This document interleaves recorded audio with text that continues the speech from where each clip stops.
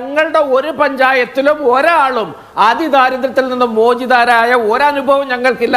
അതേതായാലും നന്നായി. കുടുംബത്തിൽ പറഞ്ഞവർ ഇങ്ങനെ തന്നെ ചെയ്യണം. അതിദരിദ്രരുടെ എണ്ണം കേരളത്തിൽ ഇരട്ടിയോ അല്ലെങ്കിൽ അതിലേറെയാവുകയോ ചെയ്ത സാഹചര്യമാണ് ഇവിടെ ഉള്ളത് എന്ന് വേണം നമുക്ക് അനുമാനിക്കാൻ.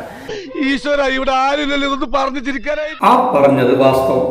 നൗഷാദ് അലി ഖാൻ നോണ പറയാറില്ല. സ്വാതന്ത്ര്യം കിട്ടി 60 കൊല്ലം കോൺഗ്രസ് ഭരിച്ചപ്പോഴൊക്കെ ഈ നൗഷാദ് അലി ഖാൻ പറഞ്ഞതാണ് സംഭവിച്ചിട്ടുള്ളത്. പിന്നെയാണോ ഈ പിണറായി വിജയൻ 10 കൊല്ലം ഭരിച്ചിട്ട് ഈ അത്ഭുതം സൃഷ്ടിച്ചിരിക്കുന്നത്? അപ്പൊ അത് ആന മണ്ടത്തരമാണെന്ന് നൗഷാദ് അലി ഖാന് അറിയാം. അതങ്ങ് തുറന്നു പറഞ്ഞു. ഇനി നമ്മുടെ മാധുവിന് എന്താ ചോദിക്കാനുള്ളതെന്ന് നമുക്ക് കേട്ടു നോക്കാം. പ്രതിപക്ഷ നേതാവിന് എറണാകുളം ജില്ലയുമായി ബന്ധപ്പെട്ട കണക്കുകൾ നേരത്തെ ചൂണ്ടിക്കാണിക്കാമായിരുന്നല്ലോ. ഒരു ചോദ്യമായോ ഒരു ശ്രദ്ധ ക്ഷണിക്കലായോ നിയമസഭയിൽ ഇതുവരെ ഈ കാര്യം ചൂണ്ടിക്കാണിച്ചിട്ടില്ല എന്ന് ആധികാരികമായി പറയുകയാണ് മന്ത്രി. ഇത് സത്യത്തിൽ എന്റെ അവസ്ഥ നിങ്ങൾക്ക് അറിയാൻ പാടില്ല എന്നിട്ടാണ് നിങ്ങൾ ഇങ്ങനെയൊക്കെ സംസാരിക്കുന്നത്. നമ്മുടെ പ്രതിപക്ഷ നേതാവിന്റെ അവസ്ഥ മാധു മനസ്സിലാക്കിയിരുന്നെങ്കിൽ ഇജ്ജാതി വർത്തമാനമൊന്നും പറയില്ലായിരുന്നു. കഴിഞ്ഞ ദിവസമാണ് പിണറായി വിജയൻ കണ്ണ് കണ്ടവർക്കൊക്കെ തോന്നിയ പോലെ പെൻഷൻ വാരിക്കോരി കൊടുത്തത്. ഇതാ 2 ദിവസം കഴിഞ്ഞപ്പോ അതിദാരിദ്ര്യ മുക്ത പ്രഖ്യാപനവും. പിന്നെ ഞങ്ങൾ എന്ത് ചെയ്യണം? ഞങ്ങൾ കാശിക്ക് പോകണം? ഇനി നമുക്ക് ഒരു സാമ്പത്തിക വിദഗ്ധനോട് ഒന്ന് ചോദിച്ചു നോക്കാം. ഈ പ്രത്യേകിച്ച് ദാരിദ്ര്യം പോലുള്ള വളരെ കോംപ്ലക്സ് ആയിട്ടുള്ള സാമൂഹ്യ പ്രശ്നം, അതിനെ പല പല ഡെഫിനേഷൻ വെച്ച് പറയാൻ നോക്ക്. നാഷണൽ ഫുഡ് സെക്യൂരിറ്റി ആക്ട് 1997 ശേഷം നമ്മുടെ നാട്ടിൽ എല്ലാ കുടുംബങ്ങളെയും ഇങ്ങനെ പല കാറ്റഗറിയായിട്ട് തിരിച്ചിട്ടുണ്ട്. അതിൽ ഒരു കാറ്റഗറി, ഏറ്റവും പ്രധാനപ്പെട്ട ഒരു category, Antyodaya Anna Yojana, yellow card. This category is designed for the poorest of the poor, aiming to provide food security for the most vulnerable sections എന്നാണ് ഇതിൽ പറയുന്നത്. ഇവരെയാണ് ഈ ആക്ട് അനുസരിച്ച് ഏറ്റവും പൂറസ്റ്റ് ഓഫ് ദി പൂർ എന്ന് ഡിഫൈൻ ചെയ്തിരിക്കുന്നത്. അപ്പോൾ സ്റ്റേറ്റ് പ്ലാനിംഗ് ബോർഡ് പബ്ലിഷ് ചെയ്തിരിക്കുന്ന ഏറ്റവും ഒടുവിലത്തെ എക്കണോമിക് സർവേയിൽ 5.92 ലക്ഷം റേഷൻ കാർഡ് ഈ കാറ്റഗറിയിൽ വരുന്നതാണ്. ഇവർ വിഷമിക്കാതിരിക്കും, ഇതിലും വലുത് ഏതാണ്ട് വരായിരുന്നു. ഇങ്ങനെ തീർന്നത് കരുതിയാൽ മതി. സാറിന് വിഷമായില്ലേ? ഡെഫിനിഷൻ ഓർത്ത് സാറിന് വലിയ സങ്കടം. അതിദാരിദ്ര്യയുടെ ഡെഫിനിഷൻ ഓർത്ത് സാറിന് വലിയ സങ്കടം. സാർ ഉമ്മൻചാണ്ടി സാറിന്റെ പ്ലാനിംഗ് ബോർഡ് മെമ്പർ ആയിരുന്നു അല്ലേ? അപ്പൊ അതാണ് കാര്യം. ഒരു 64,000 പേര് എവിടേക്കെങ്കിലും ഒന്ന് രക്ഷപ്പെട്ടോട്ടെ സാറേ. അതിദാരിദ്ര്യത്തിൽ നിന്ന് ദാരിദ്ര്യത്തിലേക്കാണ് അവർ രക്ഷപ്പെട്ടത്, അത്രയേ ഉള്ളൂ. സർക്കാർ പറയുന്നത് എന്താണെന്നറിയാം? ഈ കണക്കുമായിട്ട് ഇതിനെ ബന്ധപ്പെടുത്തുന്നില്ല. ഞങ്ങൾ ഒരു പിന്നീട് 7400 പേരെ പ്രത്യേകം ഇതിൽ കണ്ടുപിടിച്ചു. അവർക്ക് പ്രത്യേക ആനുകൂല്യങ്ങൾ കൊടുത്തു. ഒരുപക്ഷെ അത് ശരിയായിരിക്കാം. അതായത് വളരെ വൾണറബിൾ ആയിട്ടുള്ള, ഇതിനകത്ത് തന്നെ കിടപ്പ് രോഗികളായിട്ടുള്ളവരോ അങ്ങനെ അല്ലെങ്കിൽ വളരെ എക്സ്ട്രീമായിട്ടുള്ള ആളുകളോ ഉണ്ട്. അപ്പം അവർ മാത്രമാണ് പൂറസ്റ്റ് ഓഫ് ദി പൂർ എന്ന് പറയുന്നതിലാണ് ഈ പ്രശ്നമുള്ളത്. ഒരു പക്ഷെ ശരിയായിരിക്കാമെന്നല്ല, അതിൽ ചിലത് തെറ്റാണ് സാർ പറഞ്ഞത്. ആ എണ്ണം പറഞ്ഞത് തെറ്റാണ്. 7400 അല്ല, 64,006 അതാണ് എണ്ണം. സാർ കാര്യങ്ങൾ മനസ്സിലാക്കിക്കോളൂ. പിന്നെ ബാക്കി ഭാഗങ്ങളൊക്കെ സാറ് അസ്യൂം ചെയ്ത് ശരിയാണ്. പൂവറസ്റ്റ് ഓഫ് ദി പൂവർ എന്നൊക്കെ പറയുന്ന ആ കിടപ്പ് രോഗികളുടെയൊക്കെ കാര്യം സാർ പറയുന്നുണ്ടല്ലോ, അതേ സർക്കാരും പറഞ്ഞിട്ടുള്ളൂ. അതല്ലാതെ ദാരിദ്ര്യം മുഴുവൻ തുടച്ചു നീക്കിയെന്ന് സർക്കാർ എവിടെയും പറഞ്ഞതായിട്ട് ഞങ്ങൾ കേട്ടില്ല. സാറ് കേട്ടുവോ എന്നറിയില്ല. ആ അതിദാരിദ്ര്യം എന്ന് സർക്കാർ വിചാരിക്കുന്ന കുറച്ച് പേരെ രക്ഷപ്പെടുത്തി, അത്രയേ ഉള്ളൂ. അതുകൊണ്ട് ഈ അന്ത്യയോജനക്കാരുടെ റേഷൻ മുടങ്ങേണ്ട കാര്യമില്ല സാറേ. സാറിന്റെ സാമ്പത്തിക ശാസ്ത്രത്തിൽ അങ്ങനെ പറയുന്നുണ്ടോ എന്ന് അറിയില്ല. മനസ്സിലായില്ലേ? നമ്മളിപ്പോൾ ഫുഡ് സെക്യൂരിറ്റി ആക്ട് അനുസരിച്ച് നമ്മൾ ഡിഫൈൻ ചെയ്ത് വെച്ചിരിക്കുന്ന പൂറസ്റ്റ് ഓഫ് ദി പൂർ എന്ന് പറഞ്ഞാൽ ഇതാണ്. അതിന് സർക്കാർ ഫുഡ് സെക്യൂരിറ്റി ആക്ട് പ്രകാരമുള്ള ദാരിദ്ര്യമുള്ളവരെല്ലാവരെയും കരകയറ്റി എന്ന് എവിടെയും പറഞ്ഞതായി ഞങ്ങൾ കേട്ടില്ല. പ്രകാശൻ സാർ കേട്ടോ? സംസ്ഥാനം ദാരിദ്ര്യമുക്തമാവുകയല്ല, അതിദാരിദ്ര്യമുക്തമാവുകയായിരുന്നു എന്നുള്ളത് തന്നെയാണ്. കാര്യങ്ങളൊക്കെ ശരിക്കും മനസ്സിലാക്കിയിട്ടുണ്ട്.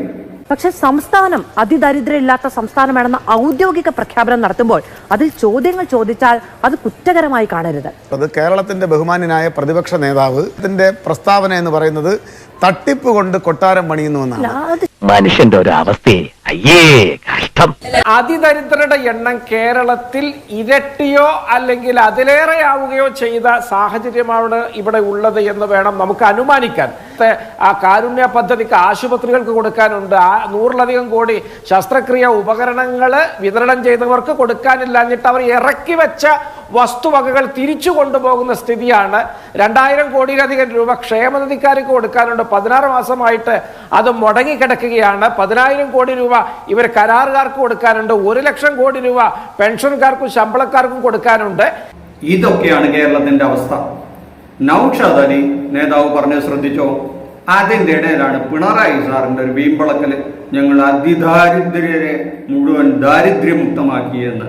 ഈ ബഡായി വിശ്വസിക്കാൻ പറ്റുമോ? ഈ നൗഷാദ് അലി സാർ പറഞ്ഞ കൊള്ളരുതായ്മകളൊക്കെ ഇവിടെ നിലനിൽക്കുമ്പോൾ ഇങ്ങനെ ഒരു ബഡായി പറഞ്ഞ് ഇലക്ഷന്റെ തൊട്ട് മുമ്പ് വന്നാൽ അത് ഞങ്ങൾക്ക് സഹിക്കാൻ പറ്റില്ല. കേരളത്തിൽ അതിദരിദ്രരുടെ എണ്ണം കൂടിയിട്ടുണ്ട് എന്ന് കോൺഗ്രസ് അവകാശപ്പെടണമെങ്കിൽ അതിന് ആധികാരികമായ രേഖ മുന്നോട്ട് വെക്കേണ്ട ബാധ്യത കോൺഗ്രസിനുണ്ട്. ആ രേഖ എന്റെ കയ്യിലുണ്ട്. ഇവന്മാരെ എല്ലാം കുടിയൊഴിപ്പിക്കാനുള്ള രേഖ എന്റെ കയ്യിലുണ്ടെന്ന് നിങ്ങൾക്ക് കാണണോ? കാണാം. ദേ കണ്ടോളൂ, ഇതാണ് ആ രേഖ, എന്റെ കയ്യിലുള്ള രേഖ. ഇനി നമുക്ക് BJP നേതാവിനോട് ഈ കാര്യം ഒന്ന് ചോദിച്ചു നോക്കാം. അത് അവരുടെ UP-യിലേക്ക് സ്ഥിതി എന്താണെന്നൊന്ന് അറിയാലോ. 6 കോടി ജനങ്ങൾ അതിദരിദ്രരായിട്ടാണ് ഇക്കാലം അത്രയും ഡബിൾ എഞ്ചിനൊക്കെ ഉണ്ടായിട്ടും ജീവിച്ചത് എങ്കിൽ നമുക്ക് അവരോട് പരിതപിക്കാൻ മാത്രമേ സാധിക്കുകയുള്ളൂ. നമ്മുടെ ആകെ ജനസംഖ്യയുടെ ഇരട്ടിയിലധികം മനുഷ്യർ അവിടെ അതിദാരിദ്ര്യത്തിലാണ് ഇക്കാലം അത്രയും ജീവിച്ചത് എങ്കിൽ നമുക്ക് അവരോട് പരിതപിക്കുക മാത്രമേ വഴിയുള്ളൂ. നിങ്ങളുടെ പറയുന്നതിന്റെ ഉദ്ദേശം എനിക്ക് മനസ്സിലാകുന്നുണ്ട്. മാധു പറഞ്ഞു വരുന്നത് എവിടേക്കാണെന്നുള്ളത് നമ്മുടെ BJP നേതാവിന് മനസ്സിലായി. അത് വേണ്ട കേട്ടോ. കുറെ കാലമായി BJP ഭരിച്ചിട്ടും എന്തുകൊണ്ടാണ് അവിടെ ദാരിദ്ര്യം മാറാത്തതെന്നല്ലേ ചോദിക്കുന്നത് എന്നാ നമ്മുടെ BJP നേതാവ് അതിന് മറുപടി പറയും. കേട്ടോളൂ. കേരളം ഒരുപാട് കാര്യങ്ങളിൽ മുമ്പിലാണെന്ന് അതിൽ അഭിമാനിക്കുന്നവരായി കേരളത്തിലുള്ള മുഴുവൻ മലയാളികളും. ഇപ്പോഴാണ് BJP നേതാക്കന്മാർക്ക് കേരളത്തെ കുറിച്ച് ഒരു അഭിമാനം തോന്നുന്നത്. കേരളം എല്ലാത്തിനും മുന്നിലാണ്. അക്കാര്യം അവരങ്ങ് സമ്മതിച്ചു. ഇതാണ് കോൺഗ്രസ്സുകാർ പറയുന്ന ഈ CPM BJP ബായി ബന്ധം. അതിലിനി വല്ല സത്യമുണ്ടോ? അങ്ങ് ഏട്ടിലെ പശു പുല്ല് തിന്നുന്ന കാര്യം ചോദിച്ചു. ഇപ്പോ ഭരണപക്ഷം തിരിച്ചു ചോദിച്ചു, ചേരാനല്ലൂരിലെ പശു പുല്ല് തിന്നുമോ? അവിടുത്തെ പഞ്ചായത്തിനെ, ചേരാനല്ലൂർ പഞ്ചായത്തിനെ അതിദാരിദ്ര്യമുക്തമായി പ്രഖ്യാപിക്കാൻ മന്ത്രി MP രാജേഷ് നേരിട്ട് ചെല്ലുമ്പോൾ, അവിടുത്തെ ജില്ലാ പഞ്ചായത്ത് പ്രസിഡന്റ് അടക്കം അതിൽ പങ്കെടുക്കുമ്പോൾ ഇത് അതിദാരിദ്ര്യമുക്ത പഞ്ചായത്തല്ല എന്ന വിമർശനം അന്ന് അവിടെ ഉന്നയിക്കാതിരുന്നത് എന്തുകൊണ്ടാണ്? കോൺഗ്രസിന്റെ ഭരണസമിതി അവിന്റെ പഞ്ചായത്തിൽ ഇത്ര ആളുകളുണ്ടെന്ന് വേണമെങ്കിൽ പേരും വീട്ടുപേരും അടക്കം പറയാൻ കഴിയുന്ന അവിടുത്തെ നിങ്ങളുടെ ജനപ്രതിനിധികൾ, നിങ്ങളുടെ പാർട്ടിയിൽപ്പെട്ട ജനപ്രതിനിധികൾ അന്ന് വിമർശനം ഉന്നയിച്ചോ? വാർത്താ സമ്മേളനം വിളിച്ചോ? ചെയ്തില്ല. ഇങ്ങനെ നെഞ്ചിൽ കൊള്ളുന്ന വർത്തമാനം പറയരുത് മാധു. അങ്ങനെയുള്ള ചോദ്യങ്ങളൊന്നും ചോദിക്കരുത്. ഞങ്ങൾ പറയുന്നത് അങ്ങോട്ട് കേട്ടാൽ മതി. എനിക്ക് ചിരി വരികയാണ്. ഇങ്ങനെ ഒരു പഞ്ചായത്ത് ചേർന്നിട്ടുള്ള മാധു, ഇതൊക്കെ വളരെ ഒരു പഞ്ചായത്തെ കോൺഗ്രസ് ഭരിക്കുന്നുള്ളൂ സംസ്ഥാനത്ത്. ഒരു പഞ്ചായത്തെ കോൺഗ്രസ് ഭരിക്കുന്നുള്ളൂ. പ്രതിപക്ഷ നേതാവിന്റെ നാട്ടിലായതുകൊണ്ടാണ് ചേരാനല്ലൂർ പഞ്ചായത്ത് എന്ന പരാമർശം മന്ത്രി അടക്കം പറയുന്നത്. സംസ്ഥാനത്ത് കോൺഗ്രസ് ഭരിക്കുന്ന പഞ്ചായത്തുകളിൽ എല്ലാം എന്തിന് കോൺഗ്രസിന്റെ MLA-മാരുള്ള ഇടങ്ങളിലെല്ലാം ഈ പറയുന്ന പ്രഖ്യാപനങ്ങളൊക്കെ നടന്നിട്ടുണ്ടല്ലോ. അന്നൊന്നും ഈ പറയുന്ന വിമർശനങ്ങൾ ഉണ്ടായിട്ടില്ലേ? എന്തിന് പ്രതിപക്ഷ നേതാവിന് എറണാകുളം ജില്ലയുമായി ബന്ധപ്പെട്ട കണക്കുകൾ നേരത്തെ ചൂണ്ടിക്കാണിക്കാമായിരുന്നല്ലോ. നടന്നിട്ടുണ്ടല്ലോ. അന്നൊന്നും ഈ പറയുന്ന വിമർശനങ്ങൾ ഉണ്ടായിട്ടില്ലേ? പ്രതിപക്ഷ നേതാവിന് എറണാകുളം ജില്ലയുമായി ബന്ധപ്പെട്ട കണക്കുകൾ നേരത്തെ ചൂണ്ടിക്കാണിക്കാമായിരുന്നല്ലോ. ഒരു ചോദ്യമായോ ഒരു ശ്രദ്ധ ക്ഷണിക്കലായോ നിയമസഭയിൽ ഇതുവരെ ഈ കാര്യം ചൂണ്ടിക്കാണിച്ചിട്ടില്ല എന്ന് ആധികാരികമായി പറയുകയാണ് മന്ത്രി. ഇതുവരെ ഇല്ലാത്ത വിമർശനം ഞെട്ടി എണീറ്റ് അയ്യോ ഇതെല്ലാം പൊട്ടത്തെറ്റ് എന്ന് പറയുന്ന കണക്ക് എവിടെയെന്ന് ചോദിച്ചത് ഞാനല്ല, മന്ത്രിയാണ്. എന്തിനാണ് മാധു ഇങ്ങനെ മാലപ്പടക്കം പൊട്ടിക്കണ മാതിരി ഈ ജാതി ചോദ്യങ്ങൾ പടപടപടപടവോന്ന് പറഞ്ഞ ആളെ പേടിപ്പിക്കുന്നത്? നമ്മുടെ നൗഷാദ് അലി വളരെ പാവാണ്. അദ്ദേഹം എന്തെങ്കിലും ഒന്ന് പറഞ്ഞോട്ടെ. കഴിഞ്ഞെങ്കിലും സദയം എനിക്കൊന്ന് പറയാനൊരു അവസരം തരണം. ഞാൻ പറഞ്ഞു തുടങ്ങുമ്പോൾ വീണ്ടും മാധു ഇങ്ങനെ സുദീർഘമായിട്ട് ഉപന്യസിക്കാൻ വരരുത്. ഞാനൊന്ന് പറയട്ടെ, അതിനുള്ളൊരു സഹിഷ്ണുതയൊക്കെ കാണിക്ക്. ഇവിടെ പല പഞ്ചായത്തുകളും കേരളത്തിൽ വളരെ മെച്ചപ്പെട്ട പ്രവർത്തനം നടത്തി മുന്നോട്ട് പോകുന്നുണ്ട്. പല നേട്ടങ്ങളും അവരുണ്ടാക്കിയിട്ടുണ്ട്. അത് കേരളത്തിന്റെ പൊതുവായ നേട്ടമായിട്ട് സാമാന്യവൽക്കരിക്കുന്നത് ശരിയല്ല. ദരിദ്രരെ അതിദാരിദ്ര്യത്തിലേക്ക് തള്ളിവിടുക എന്നല്ലാതെ അവിടെ ഒരു റിവേഴ്സ് ആക്ഷൻ സംഭവിക്കുന്ന പ്രശ്നമില്ല. പിന്നെ ഞങ്ങൾ ഭരിക്കുന്ന പഞ്ചായത്തിൽ പലതും ചേരാറുണ്ട്. നിങ്ങൾ ഏകത ഞങ്ങൾ ഭരിക്കുന്ന പഞ്ചായത്തിൽ ഗ്രാമസഭ ചേർന്നിട്ട് ഈ ഫോളോ അപ്പിന്റെ ഭാഗമായി നിന്ന് അവിടെയൊക്കെ അതിദാരിദ്ര്യം വിമുക്തി നേടിയതിന്റെ എന്ത് രേഖയും എന്ത് കണക്കുമാണ് നിങ്ങളുടെ കയ്യിലുള്ളത്? എന്റെ മാധു മേഡം ഒന്ന് വിട്ടുകൊടുക്ക്. കോൺഗ്രസ്സുകാർക്ക് ഈ ദാരിദ്ര്യം എന്ന വാക്കേ ഇഷ്ടമല്ല. ദാരിദ്ര്യം എന്നവർക്ക് കേട്ടുകൂടാ. ഈ ദാരിദ്ര്യത്തെ പറ്റി അവർക്കറിയില്ല. അവർ ഭരിക്കുന്ന പഞ്ചായത്തിലൊന്നും അങ്ങനെ ഒരു സംഭവമേ നടന്നിട്ടില്ല. അതൊക്കെ ആരോ എന്തൊക്കെ കുശുമ്പ് പറയുന്നതാണ്. നൗഷാദ് അലിക്ക് കേട്ടിട്ടില്ല, വി ഡി സതീശൻ സാർ കേട്ടിട്ടില്ല, പ്രതിപക്ഷ നേതാക്കൾ ഒന്നും തന്നെ കേട്ടിട്ടില്ല. എന്ത് ദാരിദ്ര്യം, എന്താ ദാരിദ്ര്യമുക്തം അറിയില്ല. ഇലക്ഷൻ വരാൻ പോവുകയാണ്. അങ്ങനെ പലതും ഈ പിണറായി സാർ പറയും.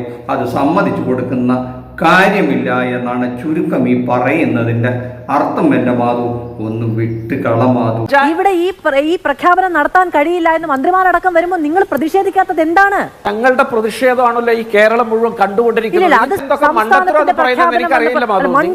ഞങ്ങളുടെ പഞ്ചായത്തിൽ, വാർഡ് തലത്തിൽ, ഗ്രാമസഭകളിൽ, പഞ്ചായത്ത് തലത്തിൽ ഇത്തരം പ്രവർത്തനങ്ങൾ നടന്നില്ല. ഇവിടെ നിന്ന് ആളുകളെ കണ്ടെത്തിയില്ല. ഇവിടെ ഇനിയും സഹായം ആവശ്യമുള്ളവരുണ്ട്. അതുകൊണ്ട് ഈ പ്രഖ്യാപനം നടത്താൻ കഴിയില്ല എന്ന് പ്രഖ്യാപിച്ച പഞ്ചായത്തുകളുടെ പട്ടിക നിങ്ങളുടെ കയ്യിലുണ്ടോ?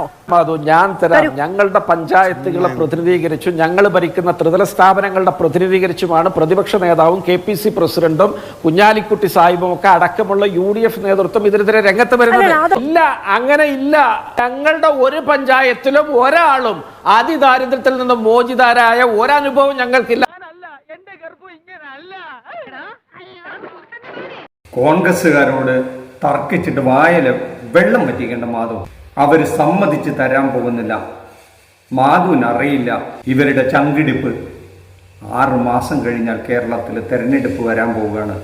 അതിനിതൊക്കെ സമ്മതിച്ചു കൊടുത്താൽ, അല്ലെങ്കിൽ പിണറായി വിജയൻ ചെയ്തതിനൊക്കെ കൈയടിച്ചു കൊടുത്താൽ പിന്നെ എന്തിനാണ് ഇവരിവിടെ രാഷ്ട്രീയ പ്രവർത്തനം നടത്തുന്നത്? ഈ കോൺഗ്രസ് എന്താണെന്ന് നമുക്കൊന്ന് കണ്ടു നോക്കാം. അതോടുകൂടെ മാധുവിന്റെയും നമ്മുടെയും സംശയം തീരും. അപ്പൊ ഇതോടുകൂടെ നമ്മുടെ ഇന്നത്തെ ഈ വീഡിയോ ഇവിടെ നിർത്താം. ഈ വീഡിയോ ഇഷ്ടപ്പെട്ടെങ്കിൽ ലൈക്ക് ചെയ്യുക, ഷെയർ ചെയ്യുക, ഈ ചാനൽ ഒന്ന് സബ്സ്ക്രൈബ് ചെയ്ത് വെക്കുക. അടുത്തൊരു വിഷയമായി അടുത്ത എപ്പിസോഡിൽ കാണുന്നവരെ താങ്ക് യു.